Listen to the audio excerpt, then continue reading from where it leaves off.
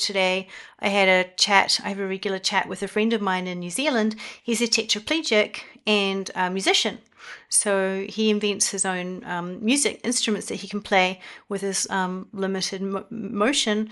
And he can send me his instrument over MIDI to where I am across the ocean, and we can play together, and we can have an engagement. It's not possible for him to come to see me in Europe. It would be so expensive and, a lot of work.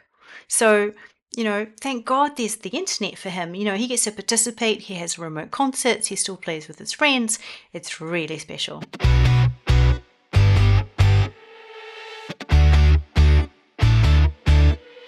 Welcome to Audio Branding, the hidden gem of marketing. Sound plays a more important role in human behavior and our decision-making than you may realize. In this podcast, I'll help you understand the art and science of sound so you can better influence others in business and your life. I'm your host, Jodi Krangle. Let's delve a little deeper.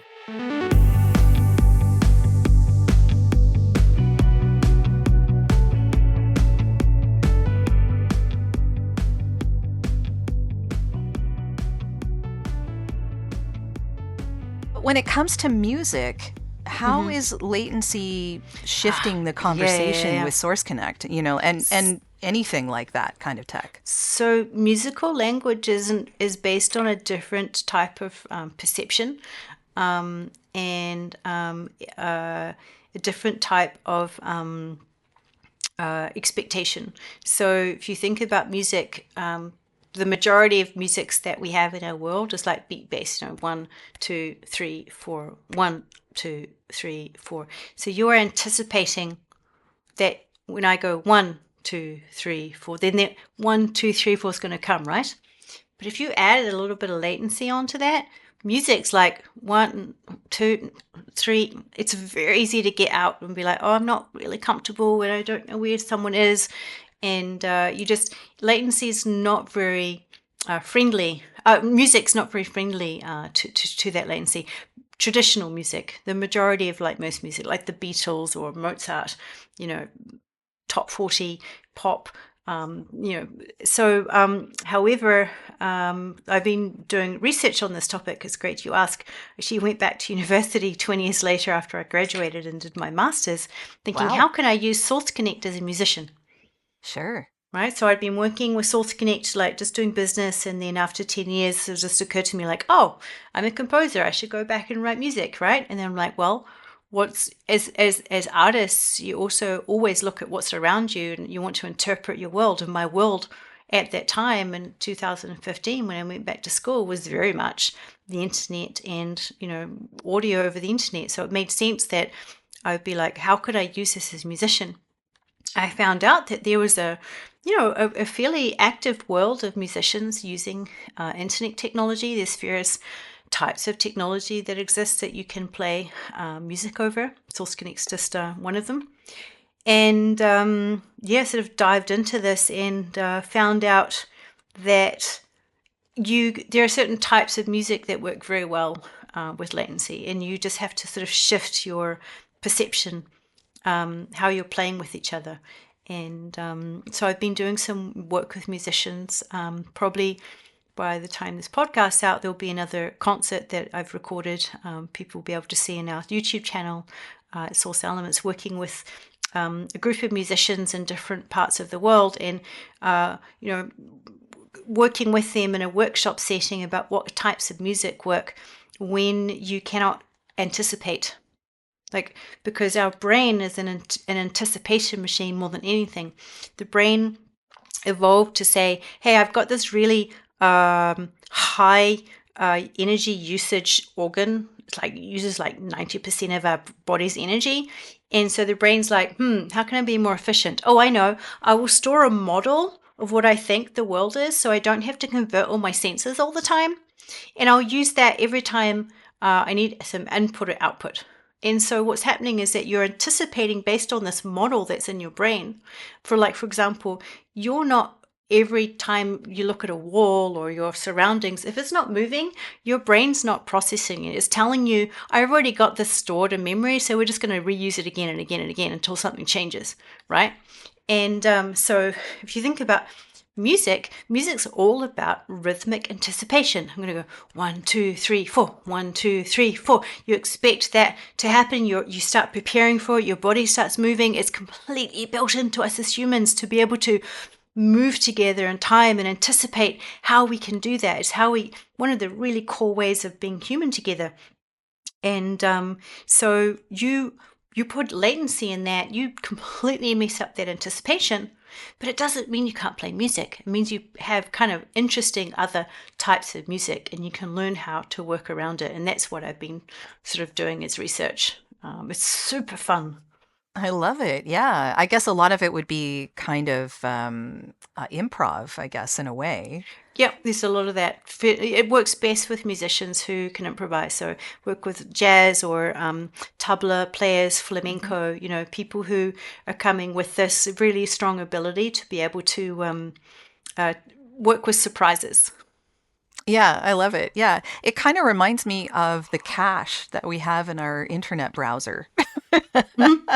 Like that's our anticipation of not needing to see something, millions of times. We know it's going to be there and we don't need to concentrate on it.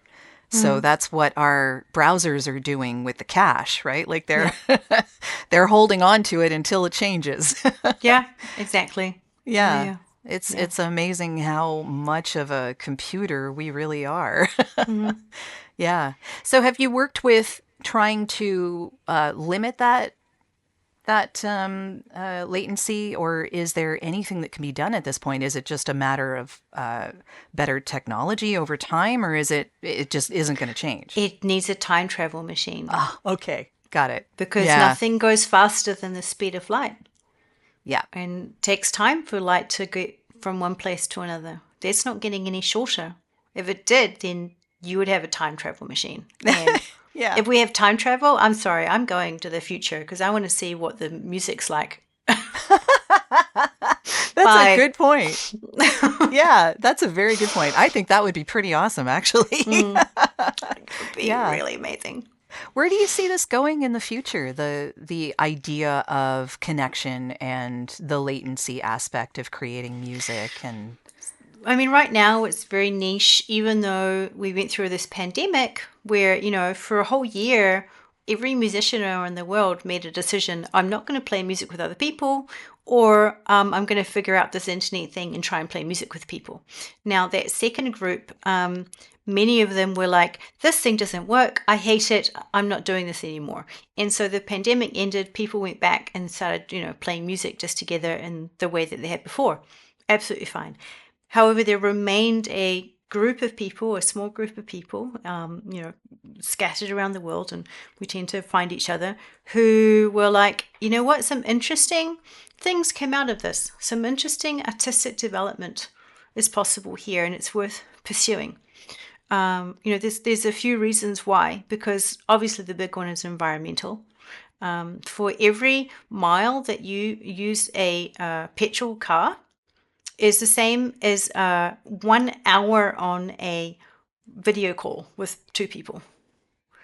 So if you cross town in like 10 miles, that's the same as a 10-hour video call with somebody. And like it's a big amount of carbon because obviously Totally using the is. internet isn't carbon free. Yeah. We use a lot of water as well. Let's not go there because it's definitely big issues Yes. with our internet network technology. Nothing's carbon free here. But that's massive. So that's really important for a lot of young people as well, So the other one is it's really great for accessibility. So for example, today I have a regular chat with a friend of mine in New Zealand. He's a tetraplegic and a musician. So he invents his own music instruments that he can play with his limited motion. And he can send me his instrument over MIDI to where I am across the ocean, and we can play together, and we can have an engagement. It's not possible for him to come to see me in Europe. It would be so expensive and, a lot of work. So, thank God there's the internet for him. He gets to participate. He has remote concerts. He still plays with his friends. It's really special. So, that's another reason as well. There's a couple of other really strong ones that I can't remember off the top of my head, but the other one, which is important, it's just pushing artistic boundaries. You know, what we love as humans is to seek new forms of expression. This is what we do, you know. We're adventurers. So we go out and we go into the desert, we go into the oceans, and we look for where something new is. And, you know, music and performance and being together on the internet is still very new for us as humans. And so I think that's also just another compelling reason. And so I'll just sort of end this thing with a where do I think it's going? Like, I believe that sometime in the near future, there's going to be a couple of like 15-year-olds who play music together. They've got a little band, like a 2-3 person band.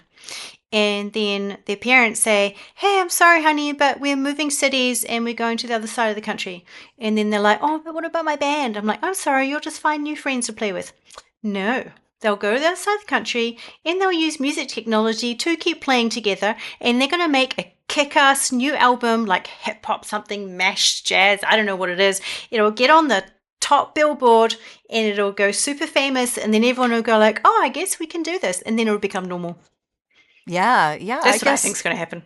I think that would be awesome. That would be absolutely fantastic. I think, you know, the pandemic kind of made Zoom in every home, right? Like, so just the idea of being isolated makes us innovate. Yeah, because we seek to be together. It's such a huge, strong part of being human. Yeah, it really is. Yeah, there's so much to unpack there, but yeah, it's lovely that I would never have wished the pandemic on anyone. No. But some of the developments that have come out of it have been really groundbreaking. And the way that you say, like, we seek closeness with other human beings, that whole Zoom explosion was because we just wanted to see each other's faces. Yeah. I mean, yeah. And Source Connect in its way is helping people to work with one another across countries and time zones and all of this. It's just allowing us to be closer as humans. I love that idea. So, And sound good while we do it. Yes. Isn't that the trick? Yeah. The broadband internet is starting to make that more and more acceptable and expected, which is really good. Yeah. So there's a lot to talk about as far as where it's going in the future, but I mean, it's definitely on a good trajectory. I love seeing that. And I love that Source Connect is a part of it, that Source Elements has really gotten involved in that. So thank you for that. Because I know as a voice talent, for me to be able to do jobs from my home studio and not have to drive into a big city that'll take me 2 hours to get to, you know, that's groundbreaking for not just me, but a lot of talent, I imagine. And like you say with the musicians too, you know, it's much easier to experience the connection of making music together. Yeah. And you know, while musicians don't want to do a performance online, they're, you know, really using the internet to at least to rehearse, to get to know each other online beforehand, you know. So it's like, okay, hey, play me something on the violin, what's good for you? You know, we don't have to play together, but I can get to know you. And, you know, we've worked with some really amazing music projects over the years that have been about using the internet in this sort of sound and video technology as a way to enhance the live music experience. Sure. Can you talk about one of those? I'd love to hear more details. Oh, yeah, my favorite. Yeah. This is 2012, so really early. Two very onto it music teachers, one in Durban in South Africa and the other in Virginia State University. They had been having a like once a year, the students from Durban would go to Virginia, and then the other year, the students from Virginia would go to Durban. And so that, you know, they'd play together and they'd make a jazz band. And so Antonio Neil called me and they're like, you know, this Source Connect, can we use this so that before we spend all this time and energy traveling and we only get a week together, why don't we get to know each other like the month beforehand. Hey, how does that guy play his trumpet? How does that guy, what are his favorite riffs on the saxophone? So when they get to be together in that short time, they're not starting from scratch. They're already friends. And such a special, special project that I'll always carry with me. Yeah, I love that. I love that. Were there any music projects that actually ended up with an output that was not just practicing together, but actually the performance? Yes, so I did another beautiful project with the Red Cross in Greece and Athens and with Sweden. So the two cities, Sweden, Gothenburg in Sweden and Athens in Greece. And so the Red Cross had a choir in each location for refugees. And then decided, like, wouldn't it be amazing if they could sing together? I mean, because refugees can't leave the country. Even though you can get into Europe and you've got the Schengen zone, they're just not legally. Once you've got refugee status in one European country, you can't leave those borders. That's the rule, right? And so, the choir from Athens can't go to Gothenburg and sing together. And so we used Source Connect to work with a composer who made some work for them so they could sing together over the internet. We had a video screen on both sides, and we sort of did a mise en scene so that they really could look like they were sort of there together and merged together. And it was unbelievably beautiful, like singing folk songs. And you'd hear someone saying, like, I hear someone speaking my language, and I hear them singing a song that I know from my childhood, and feeling connected and just feeling open and alive and with a purpose. Yeah, yeah. It sounds beautiful. I love the idea of people being able to connect with each other that intimately Mhm. in music Yeah. because, and across distances, which I think is great. Yeah, as you say, there are rules for refugees, unfortunately. So, or fortunately, I mean, so yeah, it's great that they were able to make that connection, even though they were separated by many miles. Yeah, it's the beauty of human connection, I guess. Yeah. Yeah. Where are you hoping to do more projects like that in the future? Is Source Oh, Connect absolutely. specifically? Yeah. Yeah. Yeah, it's important to me. I'm always, I'm working with something called the Hyper Organ Project, which is Mm-hmm. connecting organs around the world. Because there's another thing, you can't put an organ on a truck and, like, take it to another location. And each organ has their own specific acoustic sound. And so what we're doing, we just had a rehearsal last night here in Amsterdam. We were connected to an organ in Los Angeles, New York, and Melbourne, Australia. So, and you can hear that organ in your space and send it back. And then also some of these organs are MIDI configured, so you can have even someone playing the organ remotely and then sending the sound back to themselves. It's just pretty amazing. It's really cool. Wow. Yeah, Yeah. we have Are there fun. any projects that you're working on now as well besides that? I've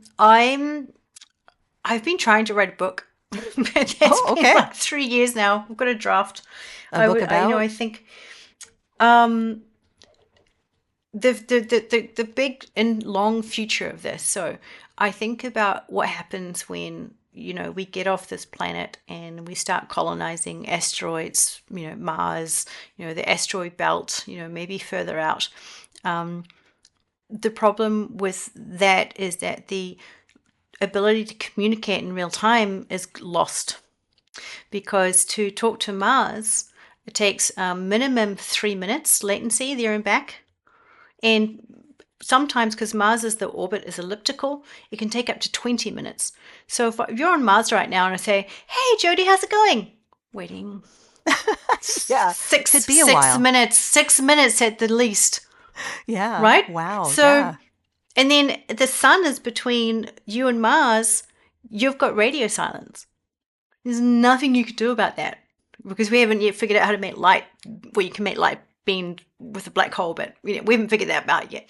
Ah, And physics. yeah, so I like to think about what can I start building in terms of technology, so that in the future, when we start moving further away from each other, that we can still play together. Because I believe that playing playing in the sense of like, children, or playing music, or performing, or doing radio dramas, or, theatre together. That's how we'll stay human. And if we stop doing that, we're going to become different species.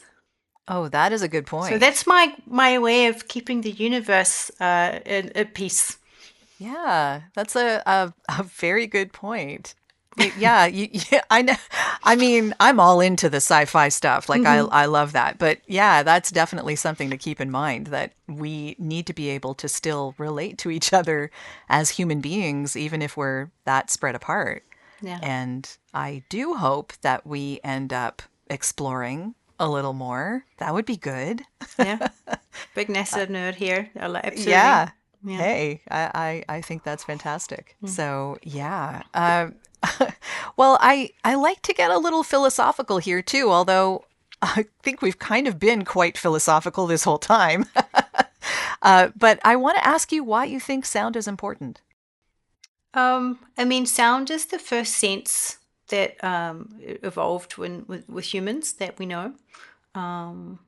It's the most ancient one. Sound is the last sense that goes to sleep. It's just a very profound part of us, part of our mind. And even in the deafness community, I have some deaf family. Sound travels through vibration. So, they have a concept of sound. So we all have it, even those who don't have the ability to process, auricular signals, still experience sound through vibration. So, you could go back to that. It's a very base part of who we are as human. If you think, the theories of how speech evolved, started as song, the theory being that when mothers put their babies down so they could work, and they would sing to their babies, "I'm here, don't worry, darling, I'm not too far away, everything's good," which is something that we do so naturally, right? You don't have to train anybody. You have to train a mother to sing to their child. It's so, and so it's pre-language. And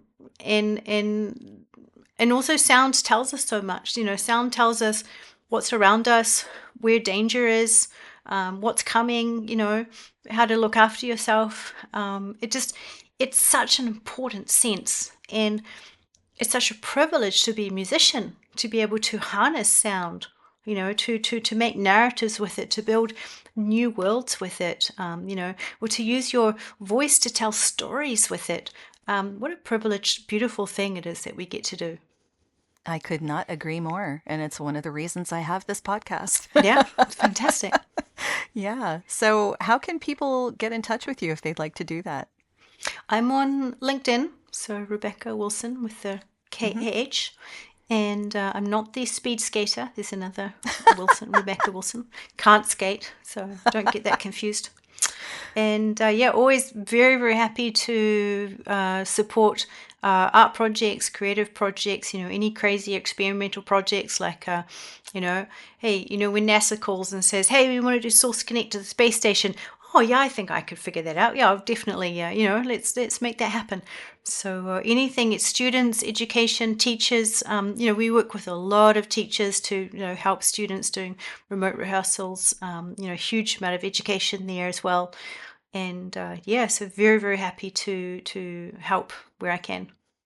Thank you so much for your generosity in sharing this information. I love what you're doing, and Source Connect is fabulous. I love it. The 4 especially, I'm very impressed with. And I think I'm you glad. did a great job. Yeah. We rebuilt it from scratch and put a lot of effort into making sure that it was made just for you. So. Well, we all appreciate it. All the voice actors that are using this on a daily basis very much appreciate the effort. And I'm sure that it'll be helpful for musicians as well, and anyone else who needs to communicate over distances. It's really, we're working with a lot of musicians as well, similar. Wonderful. Well, thank you so much for being here, Rebekah. I loved our discussion, and I look forward to seeing what you end up doing in the future. Thanks, Jodi. Pleasure to talk. Well, that's the end of this episode. Thanks for listening. And if you like what you heard, why not tell a friend about this podcast? It's available in all the usual locations. Until next time.